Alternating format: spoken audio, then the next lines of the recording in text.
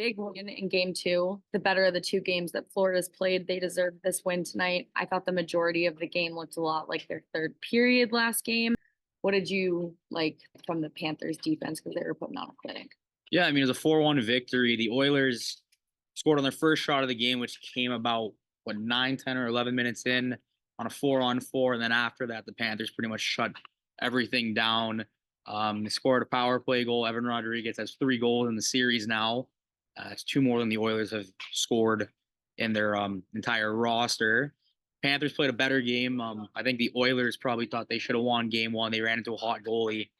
And while Bob stopped 18 straight shots tonight, he wasn't as tested, just giving up 19 shots on goal.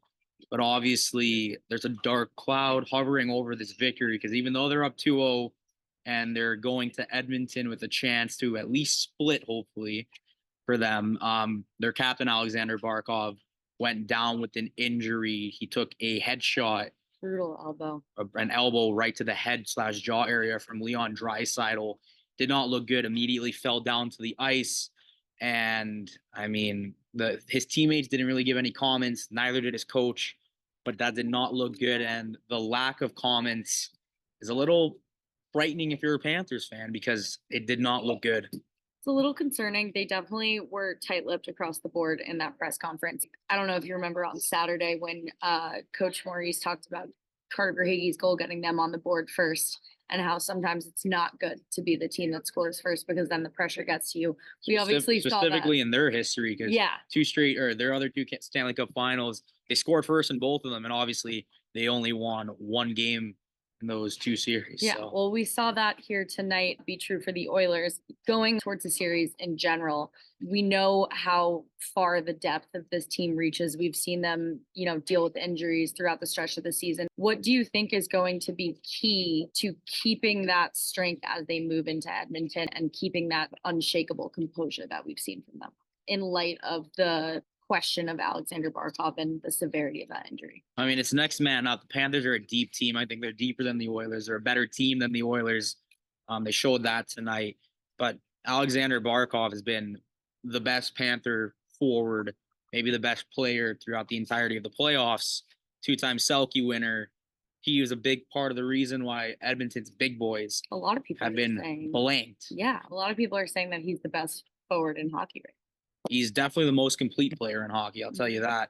McDavid's probably the most skilled. I think Barkov's the most complete. We can't say he's playing. We can't say he's not playing. But as you asked, they just got to be next man up. Panthers have done a very good job at that throughout the last 2 seasons. And they have other guys that can play defense. Sam Reinhart, 4th in Selke voting, including the 2nd most first place votes outside of their captain. Baby Barkey, Anton Lundell, and then their fellow countryman Eetu Luostarinen, both really good defensive forwards. So they have guys that can keep this defensive shutdown mentality, but they're going to hope they have their captain because he's the best player on the ice when he's there. We saw a different side of Paul Maurice than we normally see from the Panthers head coach. What about how he acted in that room tonight? I mean, does that scare you? I wouldn't say it scares me. I've seen him walk into the room after wins in the playoffs with not necessarily the happiest of looks as it was tonight. But you can't really read. I mean, we can try and read into things. He could be playing a poker face. I mean, I would be kicked off too if my captain took an elbow to the jaw and the guy didn't get kicked out of the game. And got called for a minor animation. I mean, the league's going to look at it. I don't know if they're going to suspend Draisaitl. They're definitely going to give it a look. But I mean, yeah, I'd be a little upset too because that's your best player. So yeah, you win the game, but it's still a best of 7 series. And any time or any question about his health is going to make some people kind of worried. Not saying that they were worried, but he obviously didn't want to talk about it for whatever reason. Their mental game is such a huge part of their success as well. Going into Edmonton, what do you think is their biggest mental advantage despite what's going on? I mean, the team has been in tough situations. They've had to come back in series. They've faced deficits. They've had to go win on the road. They're built for it.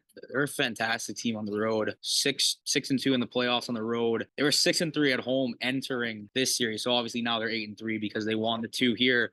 But they're a very good team on the road. They've been in very loud, hostile environments. I think, the Tampa series was a hurdle. Haven't beat Tampa. It's a loud building. Boston, unbelievably loud building, and those people do not like the Panthers. New York, another loud building. I wouldn't say necessarily as hostile as Boston. It was loud. I think that's going to be a little similar to how Edmonton's going to be. Stanley Cup final, first time since 2006 that the Oilers have been in the Cup final. So they're going to be rocking. That place is loud. This place is loud too. Maybe we'll see you here for game 5. Yeah. We'll see.